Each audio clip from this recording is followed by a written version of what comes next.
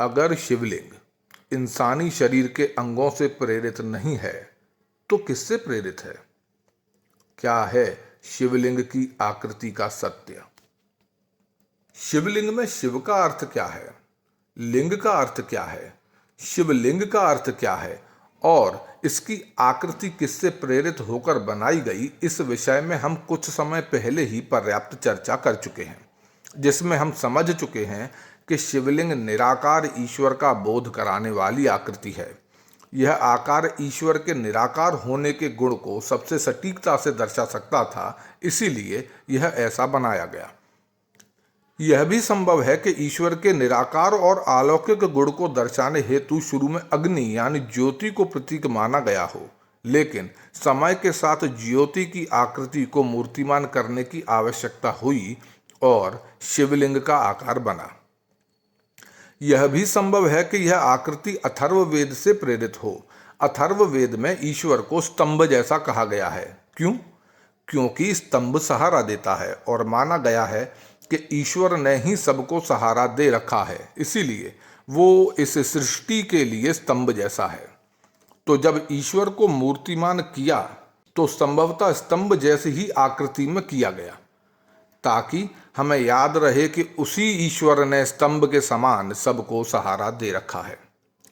यानी कुल बात यह है कि शिवलिंग की आकृति या तो स्तंभ से प्रेरित है, या ज्योति से, या निराकार ईश्वर को सबसे सरल तरीके से दर्शाने की भावना से। तो इस प्रकार शिवलिंग की मूल आकृति की बात तो स्पष्ट है, लेकिन शिवलिंग से जुड़ी यह आकृति, जिसे आज कई लोग योनि कहते हैं, यह क्या है? किससे प्रेरित है? और क्या यह हमेशा से शिवलिंग का हिस्सा थी या बाद में जोड़ दी गई? उत्तर है बाद में जोड़ दी गई। कैसे पता? आइए समझते हैं। दरअसल हम जरा भी गौर करें तो आज भी कई ऐसे साक्ष्य मौजूद हैं जो स्पष्ट करते हैं कि यह आकृति, जिसे अक्सर योनि कहा जाता है, यह शिवलिंग के मूल स्वरूप का हिस्सा नहीं थी, ना ही यह शिवलिंग का अभिन्न अंग है। देखिए, आज मौजूद अनेकों शिवलिंगों में शिवलिंग की मूल आकृति तो लगभग एक सी ही मिलती है, लेकिन शिवलिंग की बेस में बनी यह आकृति बदलती रहती है। कईयों में तो यह होती ही नहीं है। अगर यह हमेशा से शिवलिंग का हिस्सा होती, अगर यह शिवलिंग का अहम अंग होती, तो यह बदलती नहीं रहती, यह भी शिवलिंग की तरह अपरिवर्तनीय होती। इसलिए लगता है कि इसे बाद में जोड़ा गया। एक और देखिए, आज भी प्राकृतिक शिवलिंग या जिन्हें स्वयंभू शिवलिंग कहा जाता है, उनमें यह आकृति नहीं होती, हो भी नहीं सकती, क्योंकि यह वे शिवलिंग होते हैं जिन्हें छेनी, हथौड़े या किसी भी अन्य औजार से न गढ़ा गया हो, यानी इंसानों द्वारा न गढ़ा गया हो। यह प्रकृति द्वारा बने होते हैं।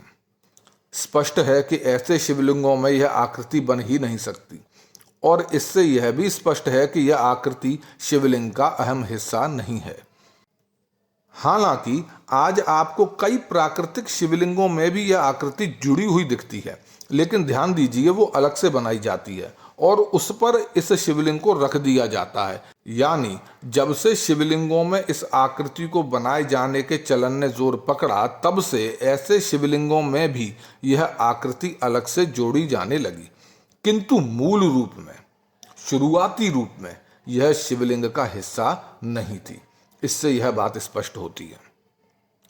इसमें आप बाबा अमरनाथ का प्राकृतिक शिवलिंग देखिए, वहां भी यह आकृति नहीं है।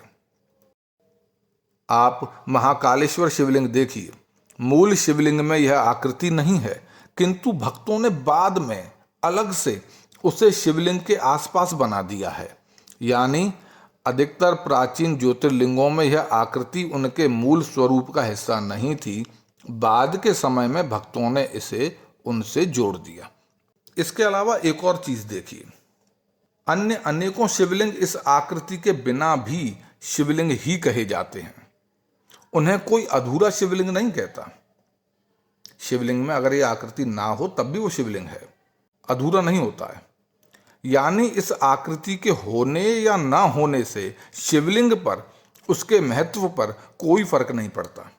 और इस बात से भी यह स्पष्ट है कि यह आकृति शिवलिंग का अभिन्न अंग नहीं है, बल्कि बाद में जोड़ी गई है। हम देखते हैं कि समय के साथ न केवल यह आकृति बल्कि कई अन्य चीजें भी शिवलिंग के साथ जोड़ दी गईं। चिन्ह, चेहरा, नाग, छत्र, त्रिशूल, कलश, काफी कुछ जोड़ दिया गया।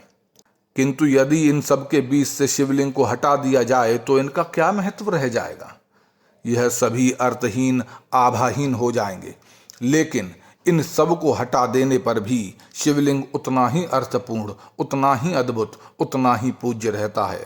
यानी कोई आकृति, कोई आभूषण, कोई आडंबर उसकी दिव्यता को, उसकी श्रेष्ठता को, उसके महत्व को कम या ज्यादा नहीं कर पाता। शिवलिंग स्वयं में ही संपूर्ण है, पूज्य है, पर्याप्त है।